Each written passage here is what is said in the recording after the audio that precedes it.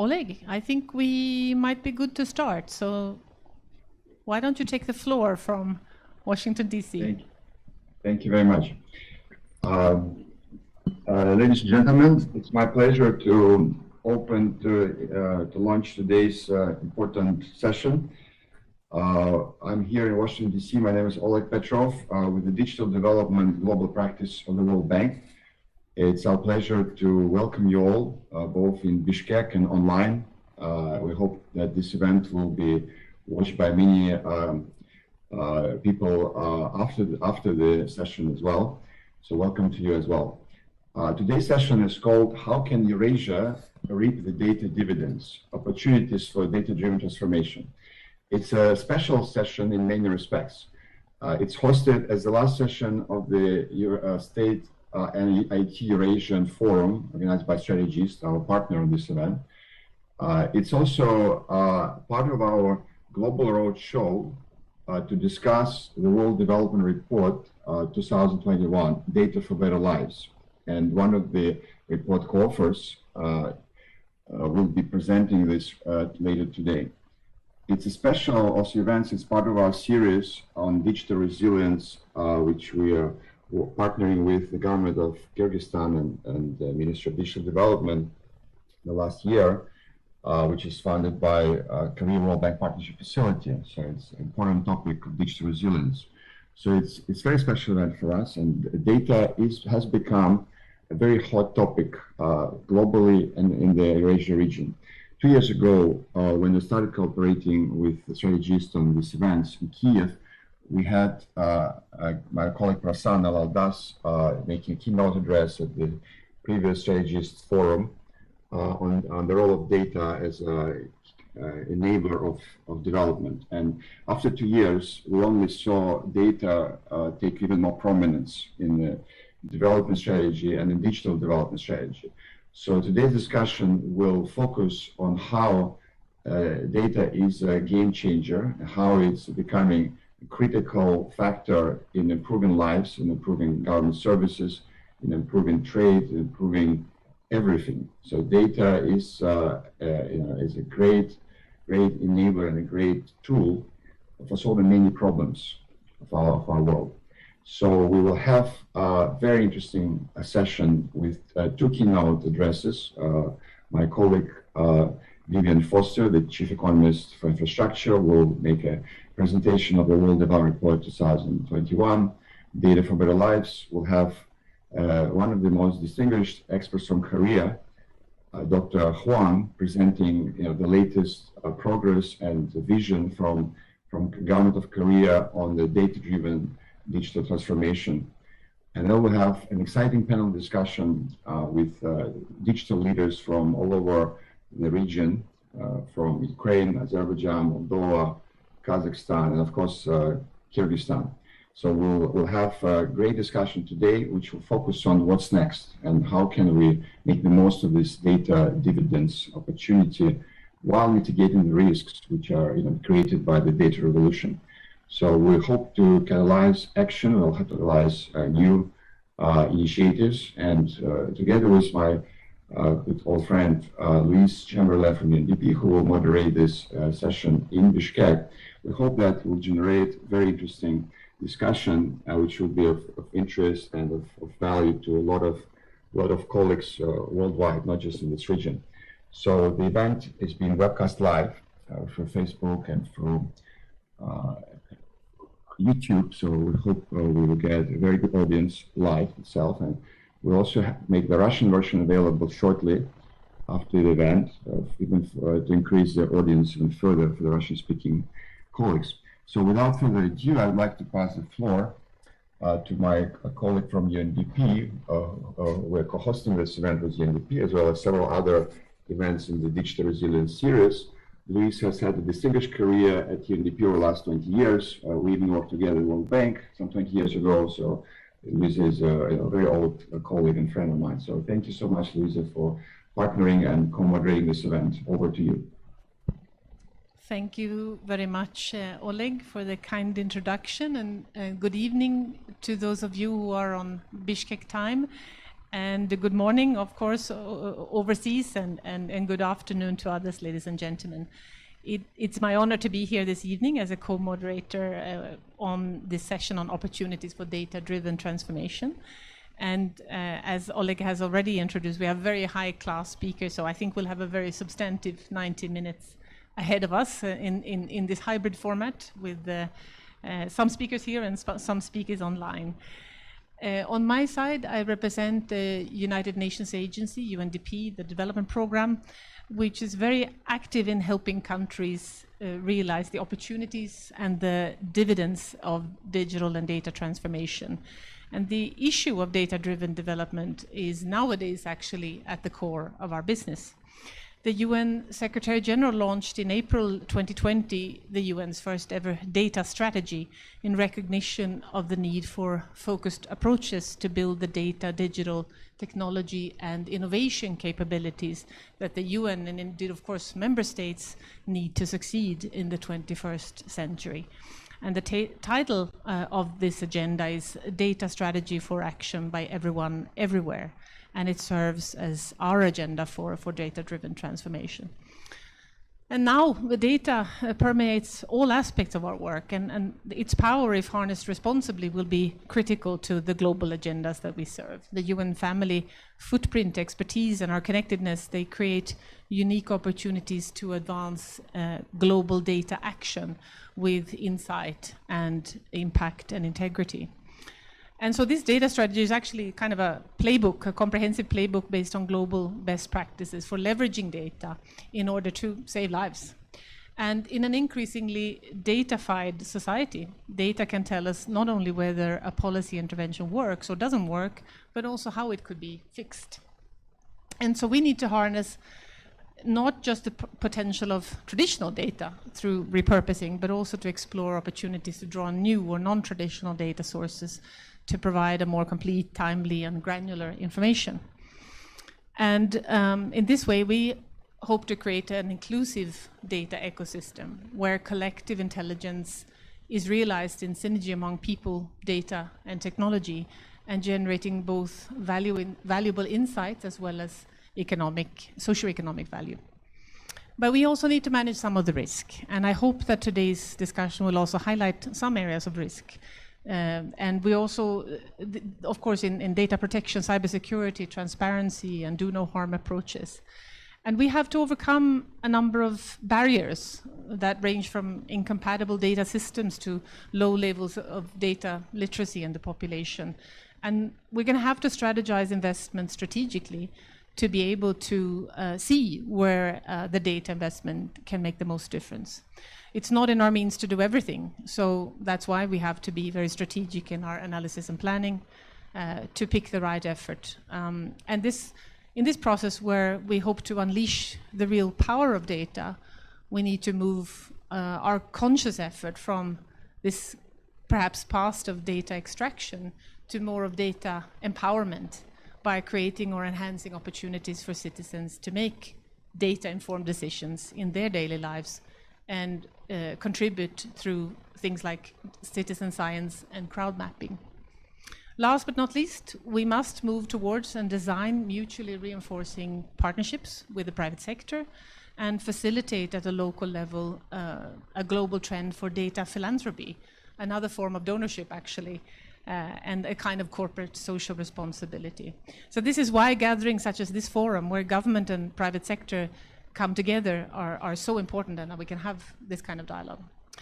So with these brief reflections from the UN side, it's time for me to hand over the floor to our first distinguished speaker for this evening, who is also our host, Mr. Dastan Dagoev, Minister of Digital Development in the Kyrgyz Republic.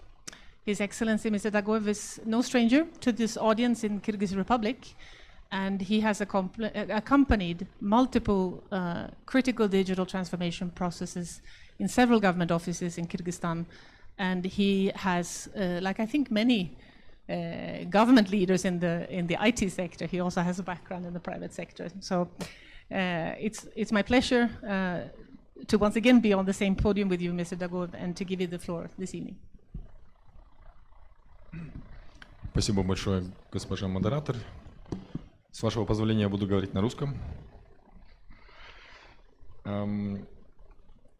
Уважаемые участники специальной сессии, позвольте вас приветствовать и поблагодарить за приглашение на дискуссию по теме работы с данными. Авторский коллектив группы Всемирного банка, который разработал доклад о мировом развитии по работе с данными для улучшения жизни, сделал очень своевременную и важную аналитическую работу. Результаты доклада, мы считаем, имеют практическую ценность, и мы начали уже выверять наши национальные планы по работе с данными с учетом ключевых тезисов и выводов доклада. Хотелось бы заострить внимание на следующих ремарках по данной тематике с учетом специфики развития данного направления в нашей стране. Во-первых, правительство, государственная структура и в нашей стране постепенно приходит к осознанию того, что есть возможности, преимущества от процессов генерирования, раскрываемости данных для принятия наиболее эффективных системных решений. В этом направлении хотелось бы отметить, что есть определенное понимание, скорость принятия решений в государственном секторе в Кыргызской республике зависит от скорости работы Национального статистического комитета. То есть это специальный орган, который собирает эти данные по всей республике и формирует итоговые какие-то статистические отчеты. Если брать примерно временные рамки, это у нас занимает квартальные, полугодовые и годовые. То есть это говорит о том, что уже априори те решения, которые принимаются на уровне правительства, они не актуальны, потому что данные приходят достаточно поздно. И именно в целом, чтобы в этом направлении улучшить качество и эффективность тех принимаемых решений, у нас был запущен проект при поддержке Всемирного банка по открытым данным. В рамках, и данный проект успешно завершен, была проведена масштабная работа по информационно-растительной работе. Был разработан и запущен открытый портал, где уже в настоящее время раскрыто более 500 наборов данных государственных органов. Была проведена работа в части органов, были разработаны соответствующие нормативные правовые акты по открытым данным для того, чтобы более четко сформировать те процессы, которые направлены на идентификацию, на определение и раскрытие и публикацию этих наборов данных. И мы продолжаем эту работу, в том числе в рамках проекта Всемирного банка Digital Kassa, где проведены исследования в части определения то есть спроса на те данные, которые интересуют разные сферы жизнедеятельности человека, бизнеса и государственных органов.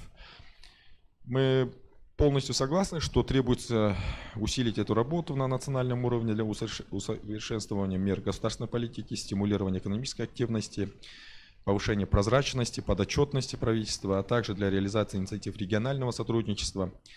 Хотелось бы также отметить, что на фоне усилий государства и партнеров по развитию по созданию благоприятных условий дата направления в Кыргызстане активное развитие получила дата журналистики.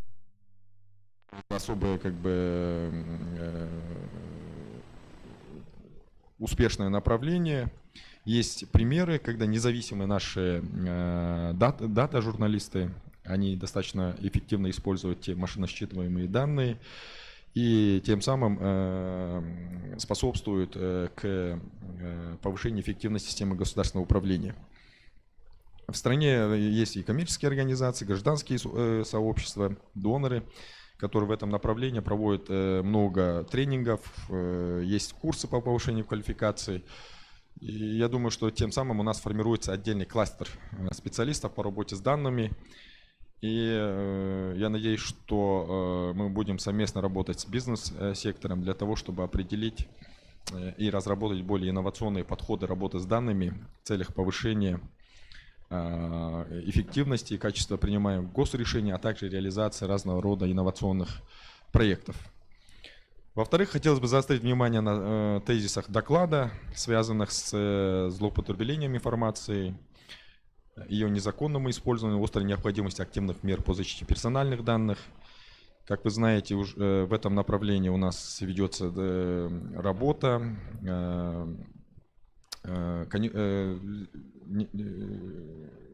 Одним из таких первых решений у нас в 2017 году в Кыргызстане был принят определенный пакет изменений в закон о защите информации персонального характера, целью которой заключалась в эффективной реализации данного закона и норм данного закона в части обеспечения защиты персональных данных, а также реализацией мер, которые позволяют субъектам персональных данных, то есть нашим гражданам, более эффективно контролировать, каким образом их персональные данные в электронном формате обрабатываются. Хотелось бы отметить, что в соответствии с указом президента Кыргызской республики Саден Нургулжевича Джапарова был у нас создан специальный орган по защите персональных данных. В настоящее время ведется работа по разработке необходимой регулятивной базы. Я думаю, что в ближайшее время, ну, промежутке последующих 3 лет, данный институт будет полноценно работать и разработать всю необходимую нормативную правовую и регулятивную базу. Вместе с тем мы осознаем, что мы в начале пути, и в этом направлении я думаю, что одним из таких еще цифровых сервисов, которые в настоящее время у нас доступны, это в рамках нашей экосистемы Тундук, то есть система электронного взаимодействия. Я ранее об этом тоже говорил. У нас есть возможность для наших граждан проверять, какой госорган, какие персональные данные гражданина просматривал. Хочу также отдельно подчеркнуть, в целом у нас ведется работа при поддержке наших партнеров по развитию. Это Всемирный банк и Международный союз электросвязи. В рамках проекта, вот Олег уже об этом отметил, это Cyber Resilience. То есть мы ведем тоже отдельное направление у нас по обеспечению кибербезопасности, в целом по обеспечению защитных мер наших информационных ресурсов. Мы уже приступили к реализации создания специального команды реагирования на компьютерные инциденты. Я думаю, это тоже станет одним из таких важных направлений в целом по развитию системы управления данными. Завершая свой краткий спич и пользуясь случаем участия в данной сессии, хотелось бы отметить, что преемственность достигнутых первых результатов и возможность продолжения ведения активной системной работы в дата-направлении заложены в проекте Всемирного банка Digital Kassa, который имплементируется нашим министерством. Здесь мы выражаем надежду на эффективную совместную работу и реализацию и ускорение процесса перехода к стадии реализации компонентов по данному проекту. И я надеюсь, что в ближайшее время мы сможем совместно с нашими партнерами показать более практические результаты. Это вот в целом формальная часть моего спича. Если вы позволите маленькую ремарку. В настоящее время у нас есть такое практическое понимание на уровне нашего министерства, что нам необходима такая позиция, как государственный дата-архитектор, роль которого как раз-таки заключается в, мы же говорим, data-driven digital development или digital transformation. То есть сейчас у нас реализация многих цифровых инициатив, они формируются с точки зрения государственной повестки. То есть то, что мы считаем, нужно делать. Я думаю, это немножко, наверное, неправильный подход. Необходимо определить именно с точки зрения тех данных, которые необходимо оцифровать, и на основе этой потребности должна быть сформирована та цифровая повестка в стране. И мы сейчас пытаемся на уровне нашего руководства в нашем министерстве сформировать и определить роль данного архитектора данных, который будет видеть, где какие данные, где какой спрос есть, и на основе этого определяет взаимосвязи. Потому что при реализации разного рода IT-проектов, которые направлены на перевод или цифровизацию данных или перевода в электронный формат, мы видим много дублирования, неэффективное использование ресурсов. Я думаю, что именно формирование общей карты данных с точки зрения текущего состояния, с точки зрения той будущей модели, куда мы должны двигаться, как раз таки определит ту стратегию управления изменениями, куда мы должны двигаться. И это должно и как раз таки определить нашу цифровую повестку в плане цифрового развития нашей страны. Поэтому вот хотелось бы призвать экспертов, наших партнеров доноров, наших коллег с региона, с министерств, цифровых министерств. Хотелось бы также вот пригласить вас и призвать вас, если у вас есть какой-то опыт в этом направлении, то мы будем всегда рады и готовы к совместной работе в данном направлении. Спасибо за внимание. Если будут вопросы, я готов на них ответить. Thank you very much, Mr. Dagoev, and I'm sure the audience will have questions later on after we've had some initial speakers. Let me now pass the floor over to Oleg online for the next step of our session. Thank you very much, Luis, and thank you very much, Dastan, for great opening remarks, which raised the level of our discussion quite a bit. I just wanted to introduce the next speaker, our keynote presentation by Vivian Foster, who is the Chief Economist for Infrastructure, Vice Presidency of the World Bank. Vivian has a distinguished career at the World Bank. She's author of many publications, and she is, of course, the co-director for the World Development Report 2021, Data for Better Lives.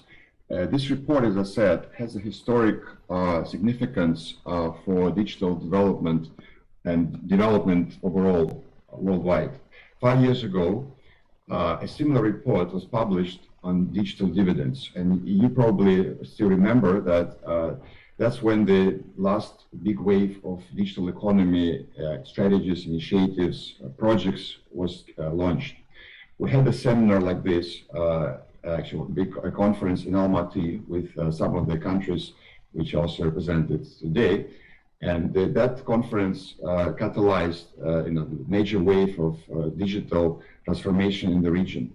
We hope that today's event and this report will generate a similar wave of the next wave of data-driven digital transformation. And I hope that Vivian will explain us exactly what this means for the region, what are the new things which we should be focusing on in 2021. Over to you, Vivian. Thank you very much, Oleg, and it's a great pleasure to be with you today to share with you the findings of the World Development Report 2021, Data for Better Lives, but specifically from the angle of the Eurasia region, just as Oleg was mentioning. Next slide, please. The World Development Report is focused on the impact that data can have on the development process, and it identifies specifically 3 channels through which this can take place. If we'd been having this conference 20 years ago, we'd be talking probably primarily about government data and traditional statistical systems. Next slide, please. This is the central channel. Next slide, please. The central channel of the diagram, and it leads to positive outcomes in terms of improved policy design, ability to evaluate public policies, and better service delivery. However, where we stand today, the previous slide, please. Where we stand today, the government is no longer the only actor in the data system. In particular, the private sector, shown along the bottom channel of this slide, is now perhaps producing much larger volumes of data than any other actor, and this is creating tremendous business opportunities in the digital economy. At the same time, on the top channel of the graphic, civil society is increasingly active in the data space, both collecting and using data, particularly to promote greater accountability of the public and private sectors. So across all 3 of these channels, tremendous potential for data to contribute to development. However, on the next slide, as we'll see, data also brings potential harms. Just as the government can misuse data in order to conduct surveillance or politically motivated discrimination or election rigging, the private sector can also misuse data by abusing market dominance to extract information from consumers, price discriminate, and generally lead to wider inequality in the economy. Similarly, through the top channel, individuals can also misuse data, and we're very familiar with the upswing of cyber criminal activity, the dark side of the internet. So the question at the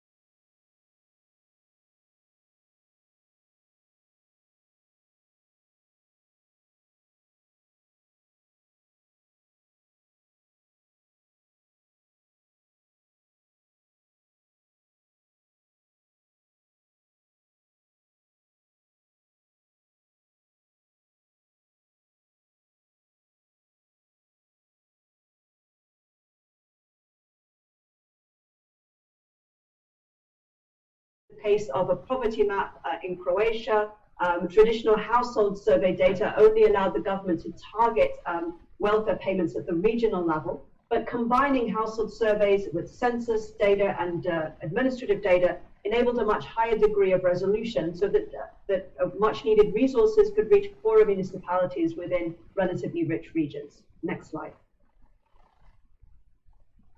In order to gain the benefits of data while avoiding the harms, the World Development Report calls for a new social contract on data. Next slide. This social contract, which each society will need to work out for itself, is founded on 3 principles. The first principle is value, which is that the data system should ensure that the economic and social value that comes from sharing, reusing, and combining different sources of data is allowed to be captured. Next slide. The second principle is equity. The value created by data needs to be equitably shared across people and across countries. The third principle is trust. Unless individuals and countries can trust that their data will not be abused and used to harm them, they would be willing to participate in the data economy by contributing their own data to the system. Next slide. So the key is to come up with a social contract that balances value, trust, and equity. Next slide. In order to do that, the World Development Report argues that much greater attention is needed to the details of data governance. And data governance is structured according to 4 pillars. Previous slide, please. Infrastructure policies, laws and regulations, economic policies and institutions. And we'll now look briefly at each of these in turn. When it comes to infrastructure policies, next slide, we need to ensure that there is universal access to broadband data infrastructure in order for all people to benefit equitably from the data economy. If we look at this Eurasia region, we see that relatively high levels of coverage. The coverage gap marked in orange on the slide is only an issue in a couple of countries. However, we see a huge green areas in this chart, meaning that there are very large shares of the population that have access to broadband signal but do not make use of data services. This usage gap is a major public policy challenge. And we see that it's particularly large in certain Central Asian countries like Turkmenistan, Tajikistan, and the Kyrgyz Republic, where we find that the cost of using data services may be prohibitively expensive for an important share of the population. In other countries, data literacy may also be a concern, preventing greater usage of data. Next slide. In addition to data infrastructure at the individual level, there's a need to expand the availability of data infrastructure on a national scale. As more and more economic activities migrate onto digital platforms, countries need internet exchange points to be able to exchange data, co-location data centers to be able to store data, and access to cloud computing facilities to be able to process data. On this slide, we see that the internet exchange points in yellow and the co-location data centers in red are relatively sparse in the Eurasia region compared to, say, what we see in Western Europe. And our research shows that countries that lack national data infrastructure face significant penalties, often paying 10 times higher charges in order to shift their data internationally in order to exchange, store, and process. Next slide. We see that in the Eurasia region, many countries are already at a fairly advanced stage of data infrastructure development, but we also see a significant number of countries like Azerbaijan, Tajikistan, Turkmenistan that have yet to develop any kind of national data infrastructure at all. Next slide. From the Eurasia region, Ukraine provides a very encouraging example with the Detail IX Internet Exchange Point founded in 2009 being extremely successful. It has almost 200 participants and many international participants who use the system to store international content delivery locally, greatly improving the cost and performance for local users. And this has led to a massive increase in data traffic going through Ukraine. So this is an example of what this data infrastructure can deliver. Next slide. We turn our attention now to the laws and regulations surrounding data. And in particular, a good data regulation system needs to include safeguards, which allow for data protection and build trust, alongside enablers, which are the rules that facilitate the sharing and exchange of data and promote the creation of value. Next slide. I think the best example of this is the recent public policy debate around COVID-19, where there's been a tendency to use private intent data, particularly call detail records, in order to do contact tracing and help spread limit the spread of the pandemic. But this has led to a lot of public concerns around abuse of this data and lack of adequate data protection for sensitive information, such as the location of people. Next slide. In the World Development Report, we conduct an extensive survey of the presence of data regulations across countries. Here you can see the Europe and Central Asia region in yellow, compared with other high to middle low income countries in varying shades of blue. You'll see that in many aspects of data regulation, Europe and Central Asia is doing relatively well, particularly when it comes to cross-border data flows and personal data protection. Nevertheless, there are still areas in need of development, including non-personal data protection, e-commerce transactions, and enabling use of private intent data. Next slide. If we look at the country level, we find that on the whole, the Europe and Central Asia region has further development of safeguards in red than enablers in green. And therefore, there's a need to maybe put more attention on the rules and regulations that allow data to move around the economy more freely. Next slide. One of the key challenges in data regulation is how governments can access very valuable data that is being produced in the private sector. Recently, France and the European Union in general have passed legislation that require high-value or public interest data sets to be made available according to open standards and machine-readable formats. In other parts of the world, some of the large data companies, such as Waze, have formed voluntary data partnerships to share, for example, information on traffic systems with local municipalities, which is very valuable for urban planning and transport system management. Next slide. Turning to economic policies, as more and more economic activity moves online, data regulations are important not just for their own sake, but because they have important knock-on effects on the real economy, particularly in the areas of antitrust, trade, and taxation. Next slide. It is well known that in the data economy, about a half dozen major US-based big tech firms occupy a very dominant position, accounting for about 40% of global data traffic flows.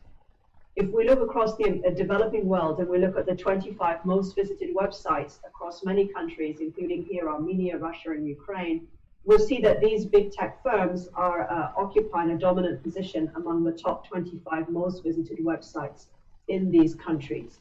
And this is due to the fact that there is, of course, very strong network externalities with digital platforms, which create a dynamic of dominance in the market. This is a concern both in terms of consumer welfare, but also in terms of whether there is scope for new entrants from low and middle income countries to enter the digital platform sector when there is so much concentration of market power. Next slide. Another very important issue is cross-border trade in digital services. And looking around the world, we see three broad regimes of cross-border data regulation. The United States has a very liberal open transfer regime with no government involvement. In the Eurasia region, we see two important approaches. We see in yellow the conditional transfers approach, which is modeled on the EU's GDPR regulation, which requires government to pre-approve whether a trading partner has adequate data protection regime in place. Shaded in purple on the map, we see the limited transfers approach, which has been led by China and Russia and has been adopted by several countries in Central Asia. Under this approach, there are data localization requirements that require all data to be stored locally, as well as stronger government involvement in approval of cross-border data transactions. So what we find in the World Development Report is that this limited transfer model makes it very difficult for countries to really participate in cross-border trade, and therefore limits their ability to benefit from this aspect of the digital economy. Next slide. A final issue is the issue of taxation. We find that tax administrations in low and middle-income countries lack the capacity to collect VAT from digital platform businesses, and more billions of dollars of potential tax revenue are going uncollected from this sector. There are also major challenges in attributing the profits of international big tech corporations according to the countries in which they occur for the purposes of corporation tax. Next slide, and I think we'll skip the next one in the interest of time. Finally, the fourth pillar of data governance is institutions. Next slide. And traditionally, we have focused on statistical institutions, and we see that Europe and Central Asia performs relatively well on statistical systems. And in particular, on the right-hand side, most countries in the region have better statistical systems than one would expect given their level of GDP. We know that this has been a major area of concern in Uzbekistan, which has launched a very innovative program to improve the performance of its quality, reliability, and accountability and transparency of the statistical system. So clearly there's a lot of positive experience in this region on statistics. But next slide, if we look more broadly at other types of critical data regulation institutions, we see that there is a shortage of institutions to define overall strategy for data governance in the Europe and Central Asia region. There's very few of these. And while there are institutions in the data protection and cybersecurity fields, there is still the need to build capacity and the effective ability to enforce of these institutions. Next slide. So just to conclude, the longer-term aspirational vision put forward by the World Development Report is for integrated national data systems. And we'll see on the next slide how this means that data should be, it should be a whole-of-government, multi-stakeholder, intentional approach to data governance. And if we just quickly flick through the next slides, you'll see how the data in the system should be produced. Next slide. It should be possible for different stakeholders within a society to share data through the data system in a safe way. And this data system should be supported by the data governance pillars we've been discussing, as well as, next slide, underlying foundations of human capital, financing, trust, and incentives to make use of data for informing decision-making. Next slide. While this vision may seem a little far from our current situation, Estonia is a country that maybe exemplifies what an integrated national data system looks like. In particular, the X-Road system promotes value by making open source data exchange possible, linking public and private data sources with a very low transactions, once only data collection principle. It also exhibits trust by incorporating cryptography protocols that also allow transparent review so any user can see who is accessing their data and for what purpose. And finally, it achieves equity thanks to universal access and affordability of data services. So in the next slide, we can conclude with the main messages. We see that ECA countries should seek to close remaining usage gaps in access to data, fostering inclusion and systematically investing to enhance their national data infrastructure. We see the scope for ECA countries to do more to enable data flows by improving interoperability and proactive disclosure of data, sharing of private intent data, and better e-commerce laws and regulations. We also saw how data governance has important economic implications on antitrust, trade, and taxation, which are areas where ECA countries may not be yet fully reaping the benefits of the digital economy. And finally, we have from this very region a very real-world example of what an integrated national data system looks like and can deliver. Many thanks.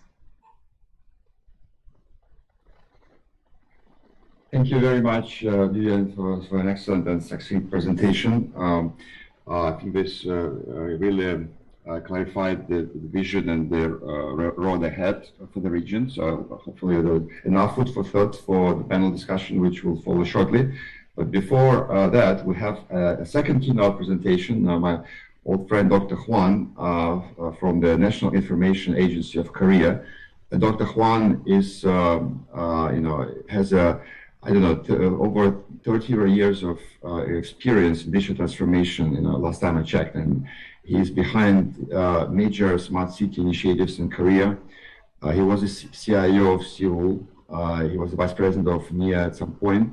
Now he is like the lead thinker for to chart the Korean digital transformation journey with a special focus on data and including smart city transformation. So I'm my great pleasure and honor to welcome Dr. Huang to this conference. It's not the first time you're joining a Central Asia event. You came to a roadshow. It was a heroic visit. In 2 weeks, you visited 5 countries in Central Asia before the COVID pandemic started. I think it was early last year. And I think it was very, very helpful to share a Korean and global experience with our colleagues in Central Asia. So this is yet another opportunity for the global audience and for Eurasian colleagues to share what Korea has in mind for the next stage of data-driven transformation. Over to you.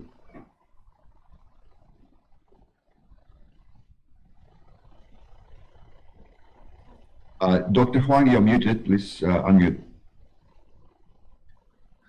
Thank you for bringing me here and for your kind introduction. So I need to share my presentation myself. Okay. So thank you. So I'd like to make my presentation short due to time constraints.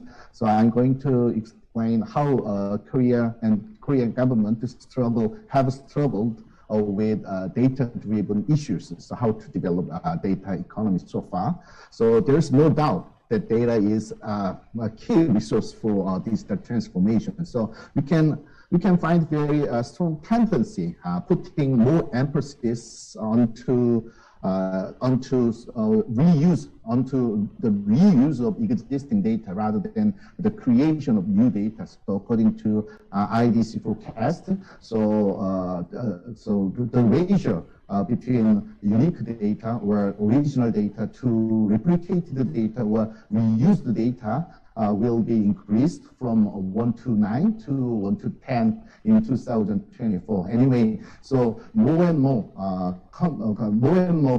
organizations now try to make best of existing data. Korea has struggled with the development of data infrastructure and data country. So we are actually data-driven country. So our journey started in 1987. We tried to build national basic database at the time, but so we can understand that period was for digitization. Then we moved to the period of digitalization. So we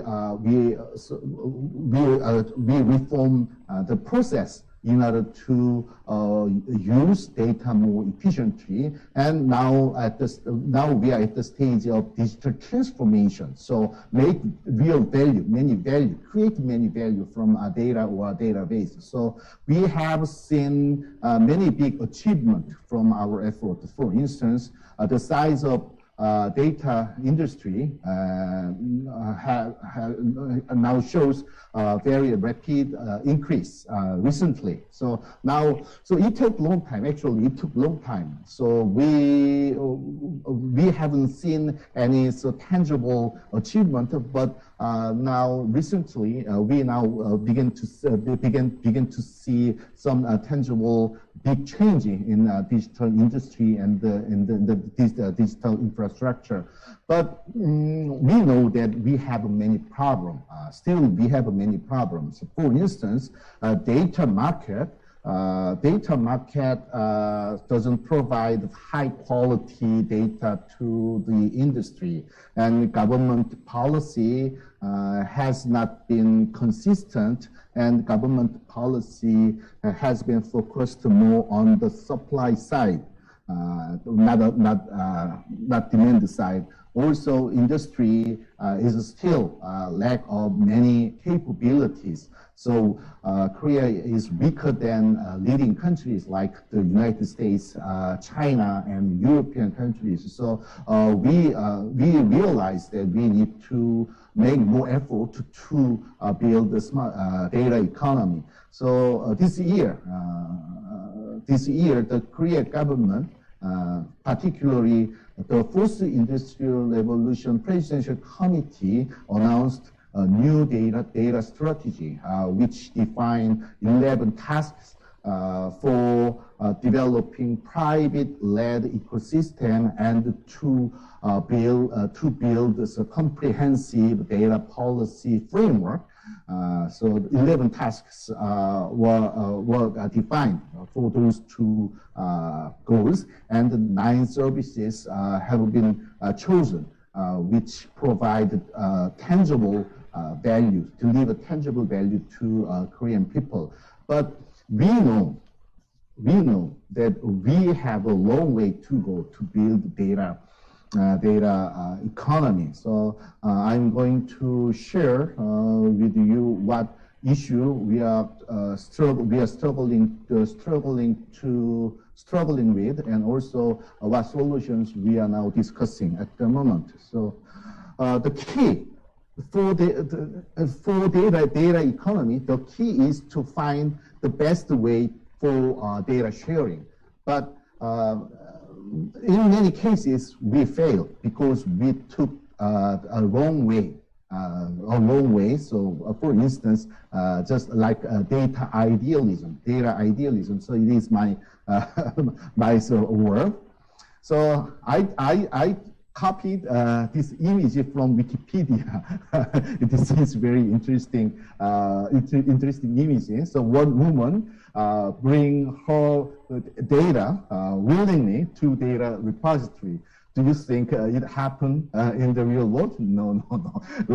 Everybody knows. Everybody knows data sharing is very important, but no one wants to share their data. So the government policy and the government infrastructure should be something that help people to share and also push people to share their data with others. So there's some very interesting experience in Korea. So this slide shows up and down in the history of smart cities. So the Korea smart cities had very good environment when it started in 2003. But Korean smart city initiatives lost its momentum around 2008, and then fell into long period of recession.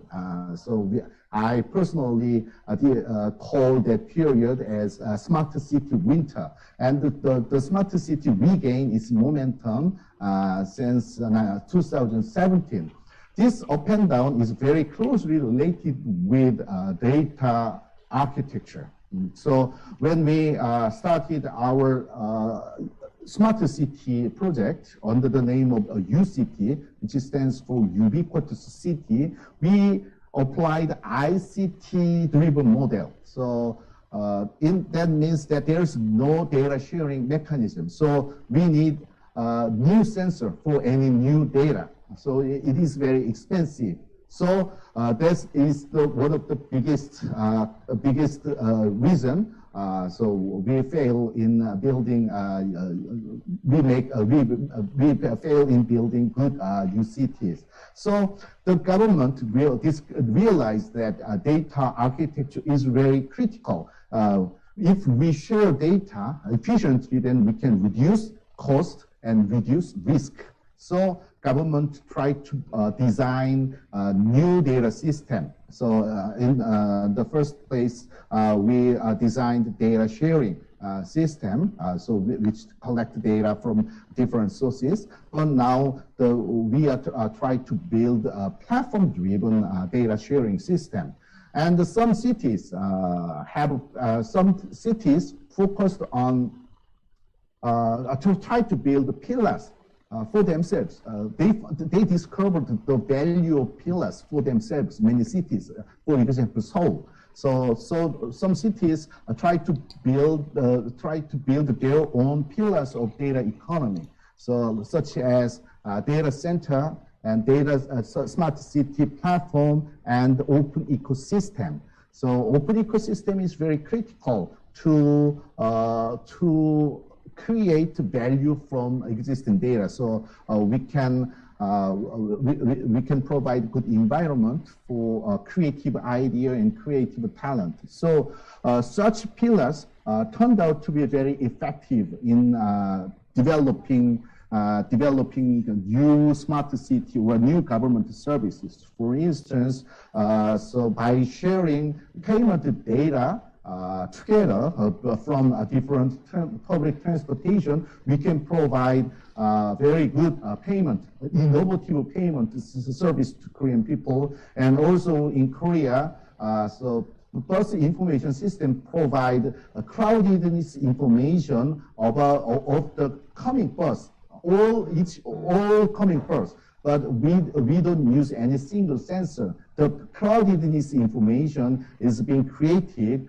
by analyzing data from different sources. Also, the government agencies share CCTV monitoring, CCTV information. So it is not difficult project, but it is meaningful because we make government agencies share CCTV information while they are keeping the strict privacy regulation well. So on the one hand, they are following the regulation. On the other hand, at the same time, they share CCTV information as they need. Anyway, so now as the world, Korea also is paying attention to the value of platform. We realize now the platform is key in promoting data sharing and in developing and upgrading data economy. So, but what kind of platform? So we think internet is a very good example of the platform for data economy. Internet is open on the one hand, and at the same time it is technology agnostic on the other hand. So we need such kind of open and technology agnostic platform. So we call such platform as platform interoperability. It is very vague word, but we call that. And what a good reference for us is the EU's Gaia-X project. Gaia-X is Europeans' effort to build data infrastructure at a national level. So this is what we are designing at the moment for the data infrastructure for the future. But it is just it is in research phase, so it is not yet adopted by the government. But we think we need three components. On the basis, we need data infrastructure. On top of that, we need some physical infrastructure that supports the use of many different emerging technologies, right? Like robotics and driverless car and AR, VR, and sensors. And on top of that, so we need to build a test bed because it is test bed, not factory, that a company and so government to develop technology and services. So, okay, thank you for your attention.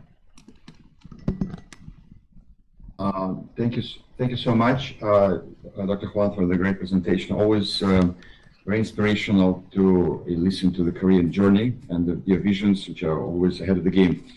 It is my pleasure now to pass the floor to Luis, my co-moderator in Bishkek, to facilitate the panel discussion, which in my view is going to be the most exciting part of this meeting. with such a rich presence of perspectives from the region. Over to you, Louise. Thanks a lot. And we've heard a couple of really inspirational presentations this evening from the World Bank chief economist on infrastructure, and of course the expert on leading digital transformation from Korea. Now, what we would like to do is we have 4 speakers with us, and we'd like to really hear from you all what resonated with you and what takeaways or actionable recommendations that you see coming out from these presentations that make sense from your country and your perspective, and what you see as the #1 priority for data-driven transformation. But before I pass the floor to our panelists, I thought I'd maybe start by introducing them. We have the first speaker will be Olga Tomoruk. She is the director of the Electronic Government Agency with the Republic of Moldova. And she has previously occupied the position as head of data exchange and interoperability service in the e-government agency, and has a lot of experience on those issues, including also modernization and digitization of public services. And I really agree with her motto here. And she says that she's firmly convinced that any problem can be solved if there's a systemic approach and a motivated and involved team. I think we can all sign off on that. Our second speaker will be Mr. Alexander Boniaco.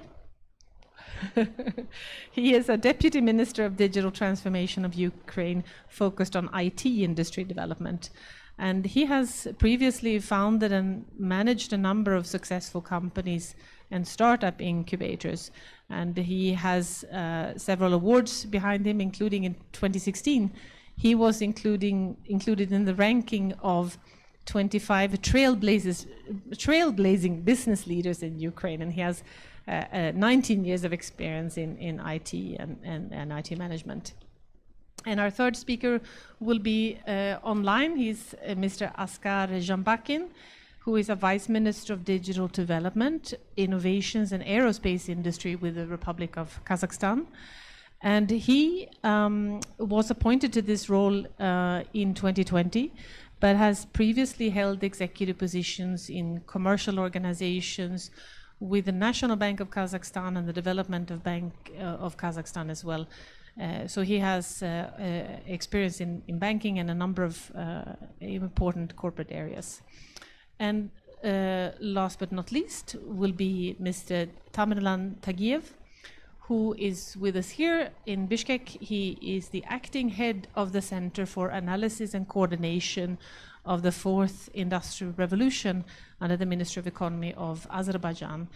And he is also at the same time acting as head of the affiliate center of the Fourth Industrial Revolution network of the World Economic Forum in Azerbaijan, and he is on the board of directors of the Islamic Development Bank. And he has experience working also for government, multilateral financial institutions and private companies in the past. So very, very distinguished panel of speakers. So if I may now turn our attention to Olga, and let me hear from you. How do you see from the perspective of Moldova? What has resonated with you, and what would you like to take away from the presentations? And what else would you like to add? Yeah, thank you. Thank you very much. Dear colleagues, first I would like to thank all of you for this opportunity to participate within the forum, and of course, especially within the session dedicated to data-driven transformation. Also, I would like to express my gratitude for the keynote speakers that have reflected in a very interesting manner on efficient data usage and the future of governments in the context of data-driven transformation. As with regard to the main conclusions or the things that the ideas we resonated more, I have to confess that one of the major aspects that I noted for myself is related to data governance layers or data governance infrastructure framework that for now is already very, very clear, that needs to be very well designed in order to help and allow us to capture the full economic and social value of both public intent and private intent data, but also to leverage a synergy between them, aiming a common interest. As related to the government, to the data governance infrastructure, Moldova has already taken significant steps. For example, if speaking about infrastructure policies, some elements deserve to be mentioned here that in our case really boosted better data usage and even reshaped the decision-making process and the service delivery process. An important game changer in our case related to data infrastructure was the development of the National Data Exchange Platform. Why it was a game changer? Because we have set the whole context for the data interoperability. So we did not limit ourselves only to the technical platforms, for example, the National Service Bus, but we made interventions on other related areas such as regulatory framework, organizational model or setup, and semantic. This helped us to use the data exchange platform at its absolutely highest potential, and thus we generated important competitiveness advantages. And what is related to the laws and regulation, I have to note that we succeed to have advancements on both dimensions, safeguards and enablers. In 2018, based on the results of the piloting period, it was very clear for us that without an adequate legal framework to regulate the data exchange and interoperability, we had no chance to make data fully available for free to those legally entitled to process data. So we had developed and approved a law on data exchange and interoperability that brought very important changes, but also strengthened the proposed data exchange model. The law states expressly a few major and even imperative principles, I would say, such as data availability. And this means that all public entities that own data, they are required to ensure data availability through web services connected to data exchange platform. Data free of charge for public entities. This removed a huge barrier towards continuous interoperability. Data authenticity, saying that data in electronic format, in information systems or electronic registry that is provided through data exchange platform is in real time and is considered correct, complete and truthful. So we establish this single point of truth in relation to data. So everyone must refer to the electronic data, not to the paper stored data that may be outdated or counterfeit. As related to the institutional layer, we understood that we cannot be successful if we do not set right from the beginning an overseeing role, an operational and policy responsibility entity. In our case, it is the governance agency that was enabled as the main leader for the interoperability and modernization initiative. So having these constituents, the most important that has been implemented are electronic and full automated services and different kind of solutions at the citizen disposal. I will mention here maybe a few of them, like Citizens Portal, Entrepreneurs Portal, Governmental Data Portal, an extension of the previous Open Data Portal that now covers not only public data, but also limited or authorized access data for those entities that, for example, do not have an information system, thus no possibilities to process data in an automated date, but still are willing to organize their decision-making process on data, not paper. Our priority for the next period is to capitalize on those governmental solutions, platforms that have been developed during the past years, specifically the whole data and data exchange framework that I've touched upon previously. I have a lot to say, so if you'll give me the opportunity to speak more, I will be very happy to give you more details with regard to this issue. Thank you once again for this absolutely excellent presentation. A lot of things to take note and to consider when working with data strategies and so on. Thank you very much. Thank you very much, Olga. And I didn't know that the interoperability could be so exciting and bring about such passion, but I think you made us feel that. Let's now move to Ukraine and Vice Minister Boniaco, please. Well, you know, the major takeaway from Vivian's presentation that Ukraine is basically above average in every graphic and every research that was presented. That's really exciting, and it makes us think that we're on the right track. So, and it is also underlined that we take all the actions related to data seriously, and it started from actually it started from the law on the public information that was passed a long time ago. But in fact, it all busted in 2015 when there was the mutual project with the USA. It's called TAPAS projects. Basically, donor and government project on exposing all the possibilities of government data and private data in the country and make it available. So the general strategy is to kind of, I'll try to make it simple, just make everything available online and make it open.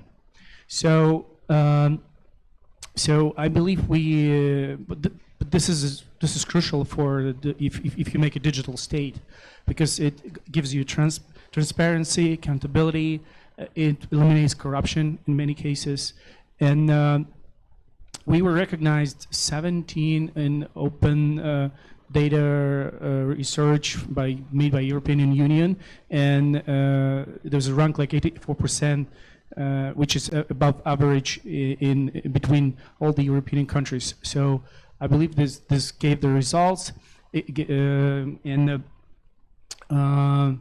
the major thing that we see that it's really gave results, because we now have a couple of private initiatives that people use, and across the months, like during a month, it's around 5 up to 5 million people use open data projects that are in Ukraine, and I can list some of them. So the biggest one is Open Data Board. It's basically our solution that give you ability to work with almost all the registers in Ukraine to pull data from them. You control this is the platform when you can basically get information on any company, and like who's the founder, who's the director, who's the accountant, everything with the history. So you just so this data also pulled from the registers.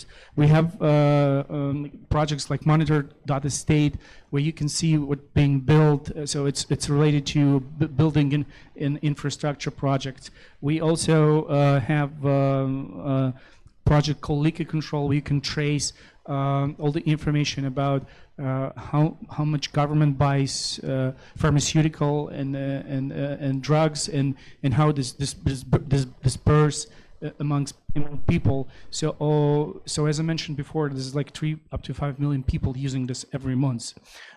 We also launch a portal called DIA Open Data, being used by like 1.5 million people, where you can grab any data and just do whatever you want with them. And we also initiated Open Data Challenge, so it's basically like hackathon, or so this is an event where you can just come and present your projects, working with government registers, with government data, and there's a prize, almost 200,000 euro if you want. I mean, there's a couple of places, but still it's pretty much good money for the startups in open data. So we really take this seriously, and we want to make digital states fully available to the citizens. I'm not saying there's a couple other things, like for instance, we have government procurement system, where basically all the government buy-offs and purchases made through this system, and it's called Prozora. Nevertheless, it's according to law. You have to use it. It's mandatory. But also, they created a portal called bi.preserve.com where you can go and see and trace all the information about government purchases. Like, and you can, and there's amazing data sets on what government buys, for how much, from which vendors. You can do different statistics and analysis on government purchases.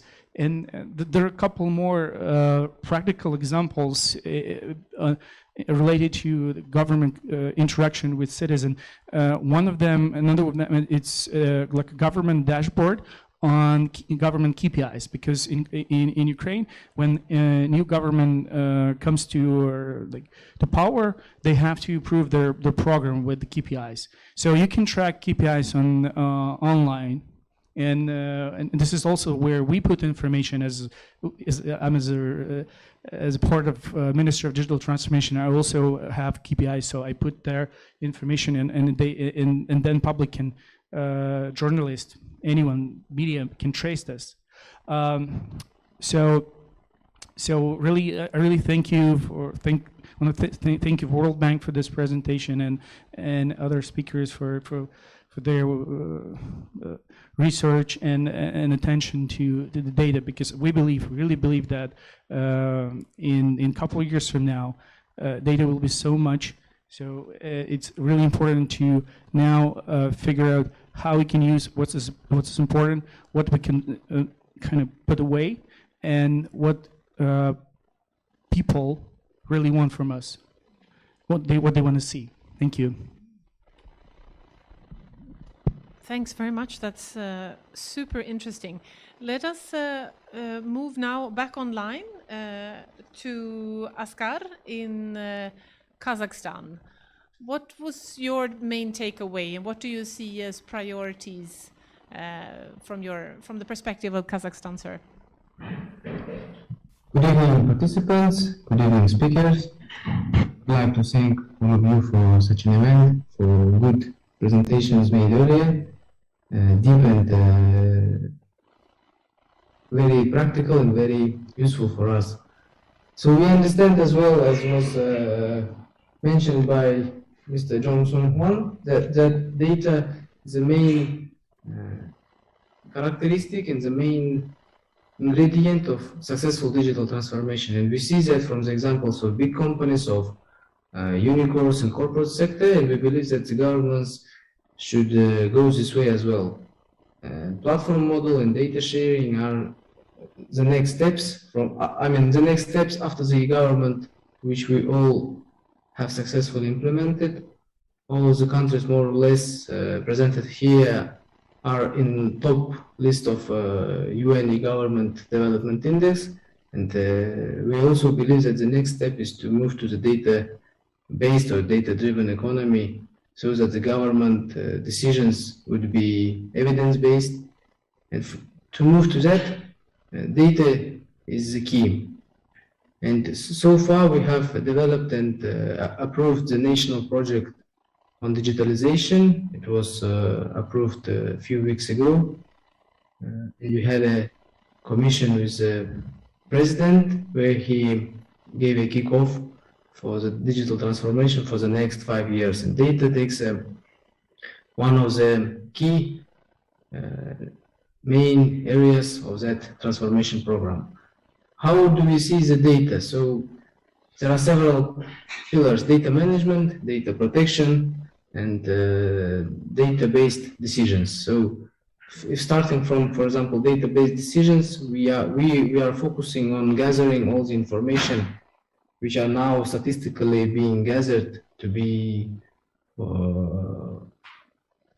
obtained and processed only in digital ways. For example, if previously industrial companies provided their reports on ecological emissions on papers, and inspectors went to check those emissions, now we're moving to fully online, IoT-based digital data collection. And that's an approach is being implemented in every and each sector. For example, in oil and gas sector, we are not just putting the system for accounting of the amount of oil produced and transported, but given the regulation, we are nudging or we are forcing companies to implement technologies to their value chain and supply chain so that we have an information directly from the oil pump. So we know that how many oil was pumped out, transported, exported, and refined. And that approach, we believe that all the statistical approaches based on paper should go to this kind of digital tools. Because government, when we talk about and when we say about the evidence-based decision making, government still makes its decisions based on statistics which are being collected monthly, quarterly, or once a year time. So that's why we have to have all this information in an online basis and on our monitors and on our systems directly to make high quality decisions. In terms of the data management, we have several regulatory frameworks implemented, and we are working on new regulatory law amendments as well. So far, we have introduced consent management system. We are introducing national IDP, which consists of e-sign, SMS, and biometric identification. And given this also tools for authorization, and given the consent management system, we believe that people will be able to manage their data themselves, give permissions to what kind of data could be used by commercial organizations, which could not be used, one-time allowance, multiple times allowance, and so on. So these are main areas where we are moving our strategy and implementing our initiatives, projects. Thank you. Thanks a lot, Aska. That's also really interesting to hear your perspective from Kazakhstan and the importance of putting lots and lots of information online, and then we have to somehow make sense of it. Before we move to our fourth speaker in this panel, I just wanted to flag that we started a little bit late, so we may not be able to finish sharply 7:30 on time. But I do want to encourage your questions. We still have Dr. Huang with us. We still have Dr. Foster with us. So you may have questions to any of the panelists, and for that matter, panelists may want to ask each other questions. So if it's okay with everybody who's online, we will run a few more minutes after the half hour to just explore a few, because I think so many interesting points have been raised already, and I already have a few questions myself. But let's hear from our fourth speaker, and then we can take a round of questions. So over to Tamerlan from Azerbaijan. What can you tell us? Yeah, thank you very much. And I also want to thank strategists for this event, and of course World Bank for their great report. It's very hard to be the last speaker, but because so many things have been already told, but I will try to concentrate maybe on the things that are going on in Azerbaijan and talk a little bit about other data-related issues. So you know that Azerbaijan is trying to and doing its best to shift its commodity-driven economy into the tech-advanced digital economy, and signs of those actions are there are a lot of signs of that, and creation of our center, which is the Center for Analysis and Coordination of the Fourth Industrial Revolution under the Ministry of Economy, is one of those. And as you rightly mentioned, we are also cooperating closely with the World Economic Forum, and we are working on the AI and machine learning, IoT and urban transformation, and digital trade and digital economy platforms. And this gives us a great opportunity to learn the worldwide experience and bring it to our country. We have also just recently created the Ministry of Digital Development and Transportation. And all the things I believe will bring, or actually could already bring, some changes into the statistics reports that were provided in the World Bank's report. What I want to concentrate on is that for sure the data is very important, and the governments that took the lead and thoroughly considered the data, they developed more effective long-term plans, and their activities are more efficient and more effective. So that's why it is really important to understand the essence of data. The data was always there before. It was just right now we need to talk about the digital data. But again, when we talk about data, we also need to understand that data needs to be clean. And you cannot use any data, otherwise you may really be misled. And for that reason, the human resources are very important, and those who are taking decisions, as well as those who are bringing the data into the state when it can be reliable, is very important. In Azerbaijan, as I said, we have created a kind of snapshot for the development of the digital economy, and we think that first we need to develop the related infrastructure in the country, and this relates to the of course the availability, accessibility, and the reliability of the internet all over the country.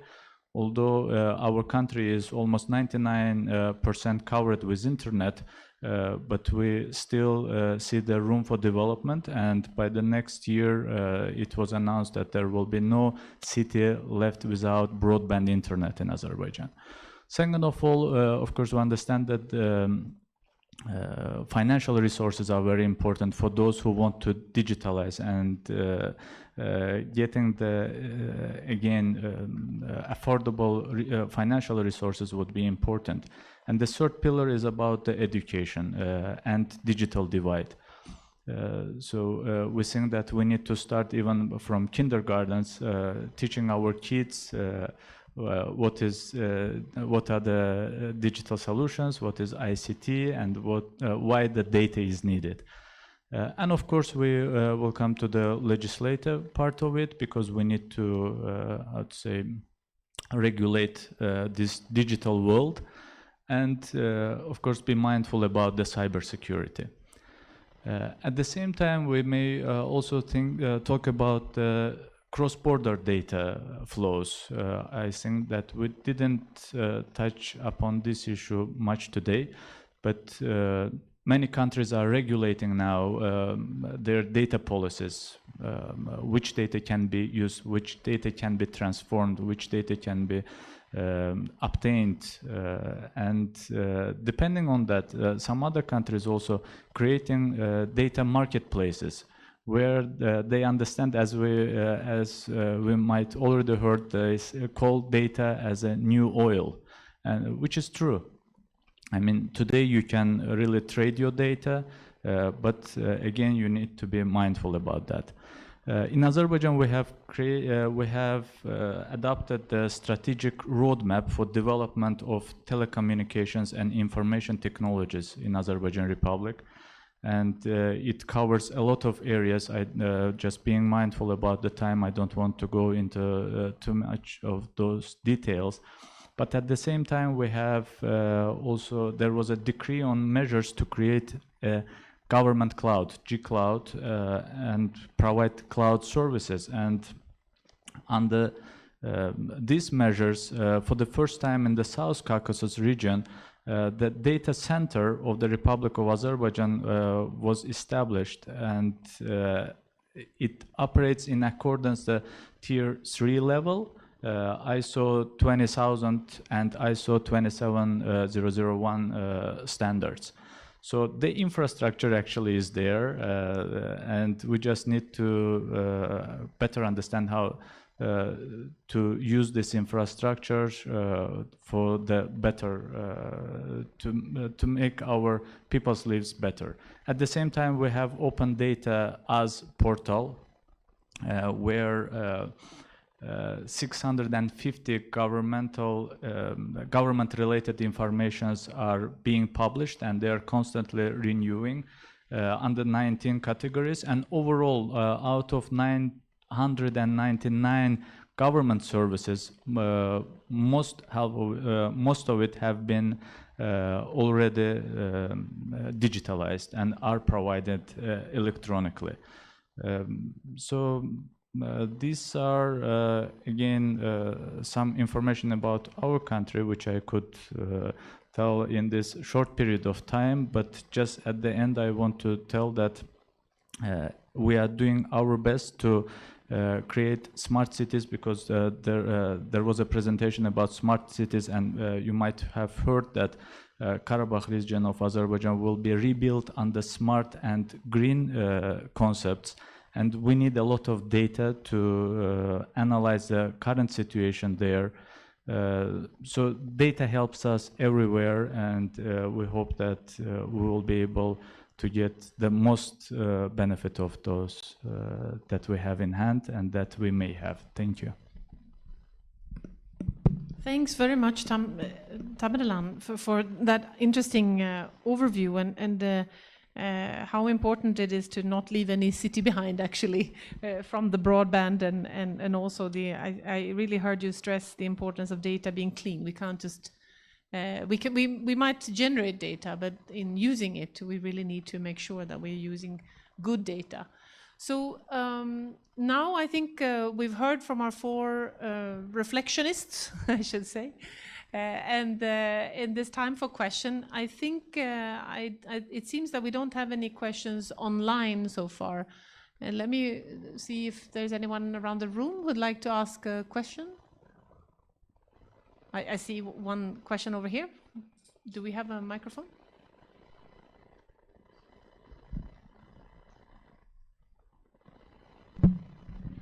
Thank you very much, Erkin Kasabek of UNDP. Kyrgyzstan, I have two questions. One goes to you, Tamerlan. It's about clean data. Yes, great, especially if this data are used for decision making. What kind of verification mechanism do you have to ensure that it's a high quality data? And the second question, Alexander, goes to you. You said that you put a KPI online. What kind of feedback mechanism do you have if citizens have something to say about that? So to assess your performance, whatever. Thank you.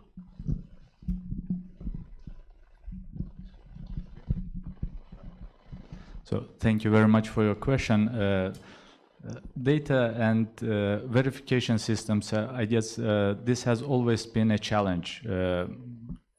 Anytime, all the times, and statistics, you know that you can play with the statistics, and data verification is also a very challenging issue. But what we are aiming is to try to have right people in right places, so that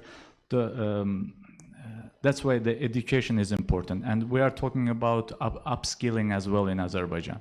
What do we mean under this? We think that those who can provide better data are those from the industry itself.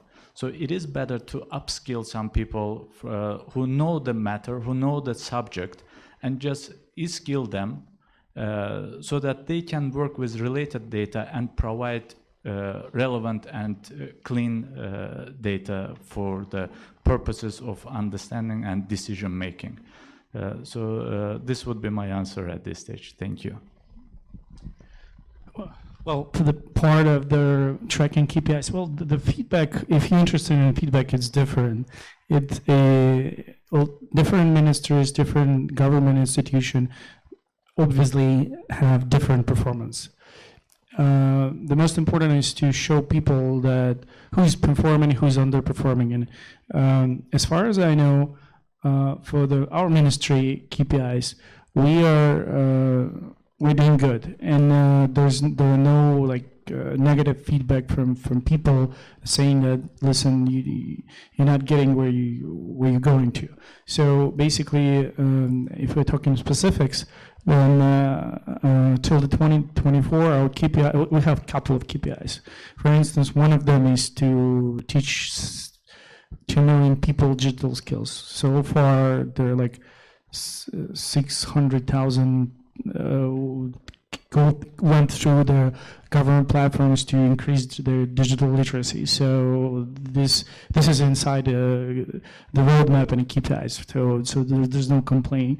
Another one which is more complicated because it's really about data and tracking is to increase share of IT in Ukrainian GDP.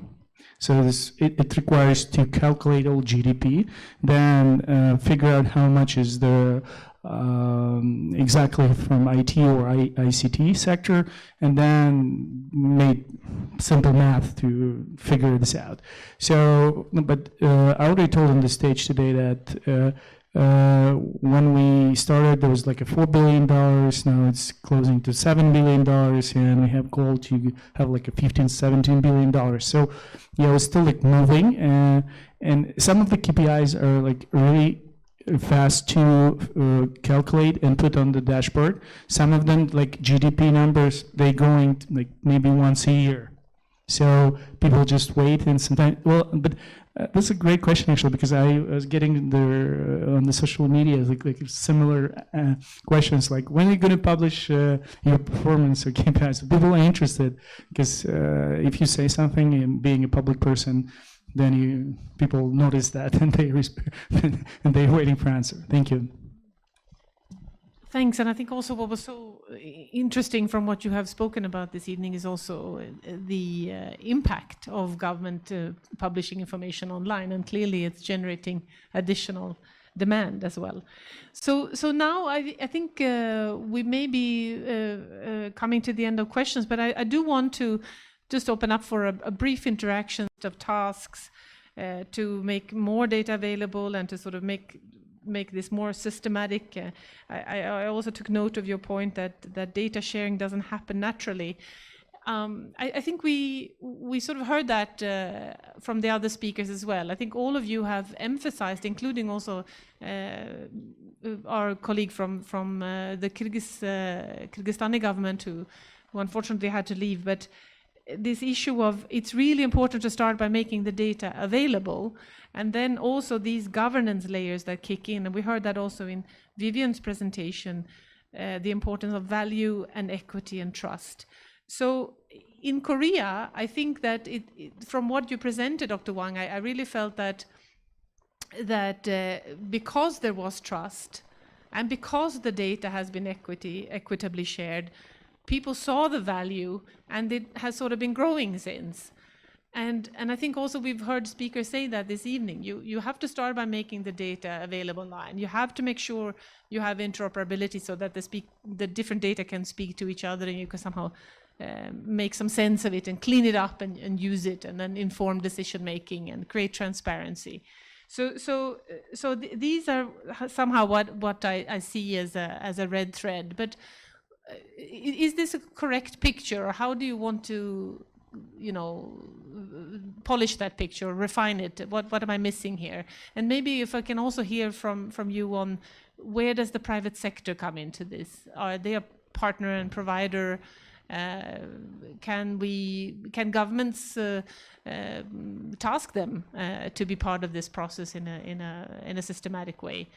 Who wants to come in on this? Can we just go very quickly, maybe around the room, and just hear your final thoughts, and then we'll close the session, if that's all right. Maybe if you'll allow, I'll start with you, Dr. Wang. You please unmute yourself. Yeah. I'm sorry, I forgot it. Yeah, so the private sector must play the leading role, but So we should so acknowledge that the current situation is the situation we don't have a market, or we don't have so environment for private players to do their role. So the government role is to create market. Then the market will be led and developed by private sector. But in Korea, even in Korea, there's a big debate between the role of government and private sector. So some strongly argue that we should government leave handoff. Take handoff policy toward data economy, but but there's this other group who think that government play a very active role in creating infrastructure and creating market. So I'm on the latter side. So, but anything, any route, any policy government take, the ultimate goal is to make the situation that private sector and each individual citizens to lead the data economy. Okay, thank you. Great, thanks, Dr. Wang. Do we have Vivian with us still? No, Vivian just left like literally 2 minutes ago. But then let's go over to Olga, please. And did I paint the correct picture? And maybe if you want to also add what's next from Moldovan perspective. Yes, you have mentioned very correctly that the role of the private companies within this digital transformation effort is very, very important. And in Moldova, we have noticed a vivid interest from the private companies to involve in these efforts of the government to proceed with modernization and digital transformation. As our priorities, as I said before, the main priority will be to capitalize on developed platforms, reuse the data framework for the modernization of public services through re-engineering and digitization. To succeed actually in this journey, we equipped ourselves with an action and operational framework. It is a World Bank Modernization of Governmental Services project that we are currently implementing, but also we equipped ourselves with an absolutely innovative legal framework on public services that is now currently in final examination within the Parliament. So I just want to strengthen one very, very important thing for us with regard to this law, because this law on public services actually will change the paradigm of public services in the Republic in Moldova, and this will be kind of breaking point, especially for the public sector that has a very rich history in traditional public service delivery.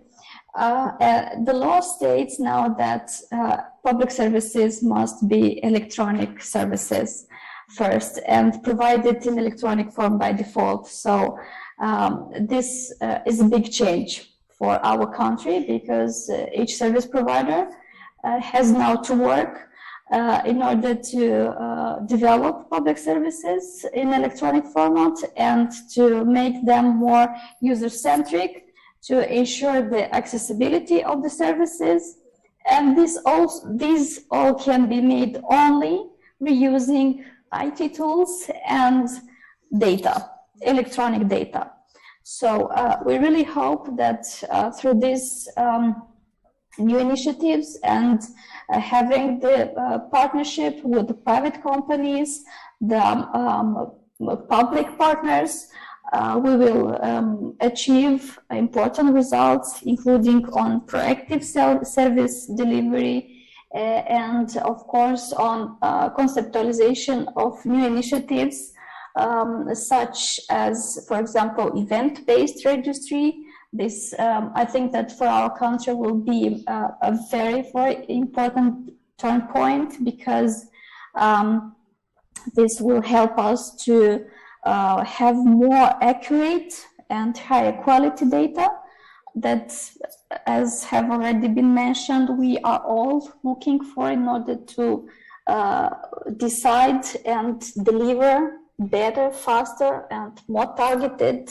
adjusted to the need and the interests of our citizens.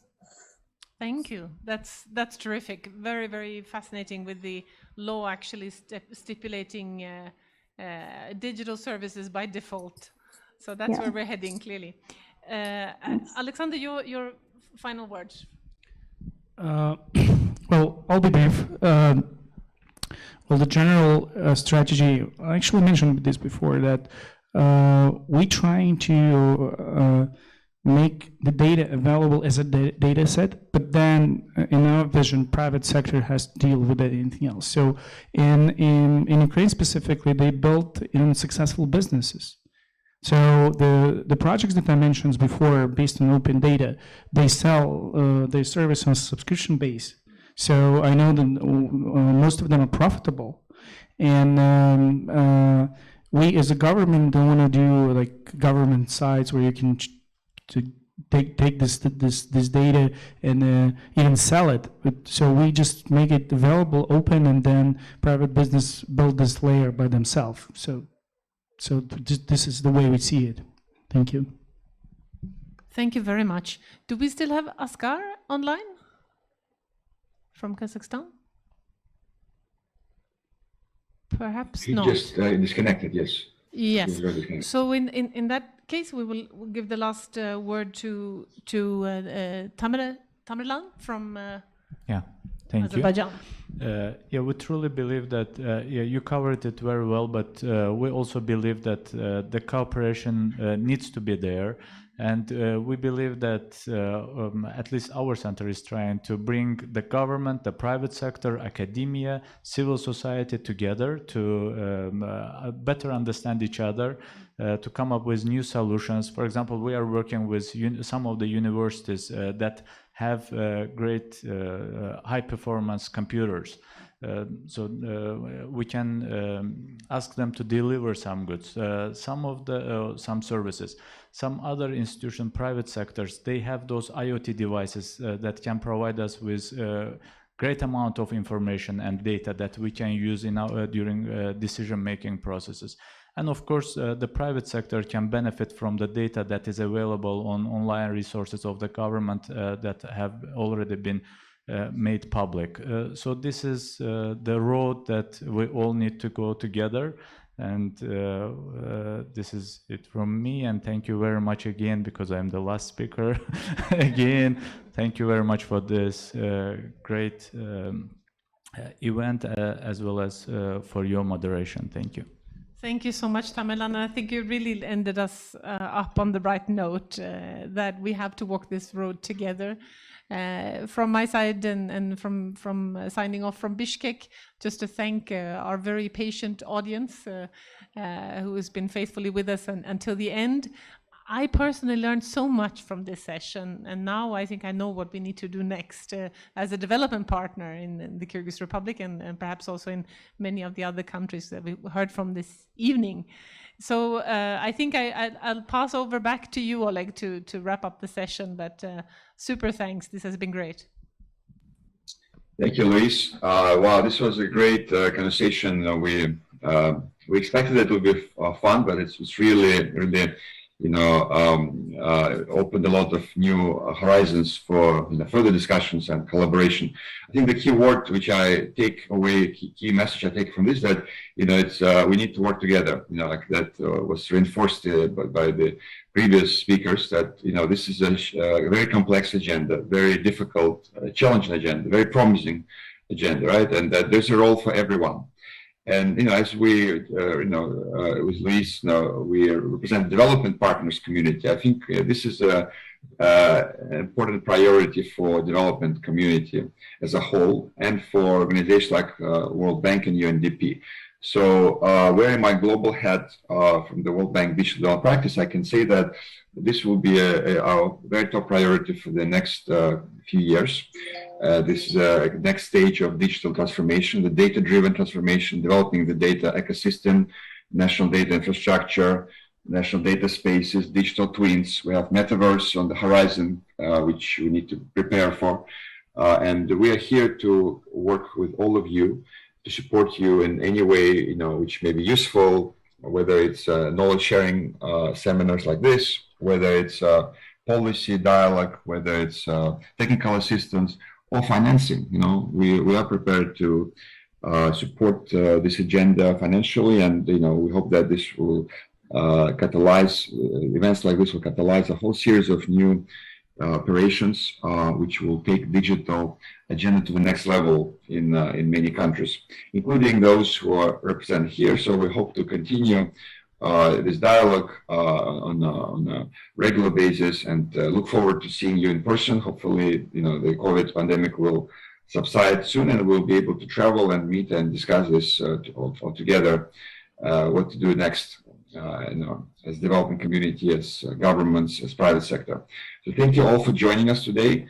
We look forward to future collaboration with strategists, with UNDP, with all of the participating countries. Thank you, online audience, and we'll upload this online, and also in Russian. Will be shared shortly on YouTube and Facebook. So hope to see many more online participants watching this soon. Thank you, and have a great day. Bye-bye. Goodbye. Thank you, great speakers, for this presentation, for this session.